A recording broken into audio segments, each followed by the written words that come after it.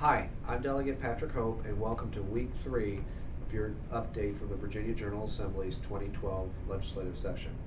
This week was declared by House Democrats to be Healthcare Week. We focused on Governor Bob McDonnell's budget proposal that cut over $800 million in the biennium budget. We talked about the safety net cuts that are going to occur to free clinics and community health centers in opposition to those, that also lead to more people going to the emergency rooms if they're not able to get their care there. And so I took to the floor on Wednesday to talk about the drastic cuts, over $400 million worth of cuts, that the governor's proposed to nursing homes and hospitals. I'm very concerned that these cuts will lead to significant job losses, to longer waits in the emergency room, and access to quality health care for all Virginians, and we're opposing those.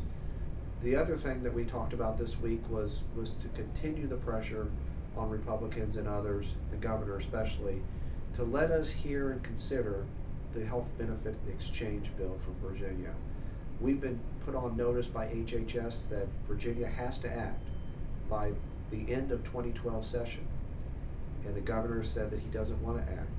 And I'm very concerned about us really gambling with our ability to get a health insurance exchange up and running in time when the law ultimately becomes effective in 2014. And so we took to the floor again on Thursday, yesterday, and asked for the legislature to consider a bill on health benefits exchange. And I've talked about the benefits before, creating two different pools for individuals and small businesses to pool their resources to spread the risk and lower premiums for all Virginians. This is a good idea. The governor wants to wait until the Supreme Court acts. We think that you ought to do this anyway because you're creating a marketplace for people to go to have lower rates for their premiums. And so we'll continue to push Republicans on that because it's important that Virginia acts and we do it our way. The other thing that's happened this week that I'm particularly concerned about is Republicans are pushing their social agenda on Virginians. And in one case that they've asked that the required vaccine for cervical cancer, the HPV vaccine, be eliminated from the required list in Virginia. And this has me greatly concerned. And I'm hopeful that the Senate will kill this bill. It passed out of the House, but I'm hopeful that the Senate will be able to kill this, because having this vaccine will save lives.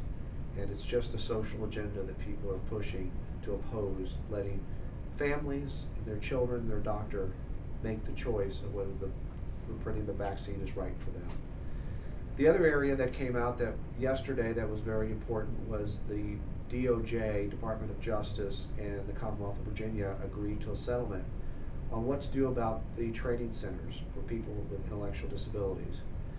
The Department of Justice threatened to file suit against Virginia because of the way that it would house people, institutionalize people with intellectual disabilities.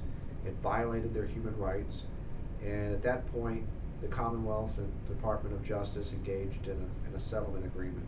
We got the details of that agreement on Thursday of this week. The good news is that there is a 10-year plan to close every training center with the exception of one.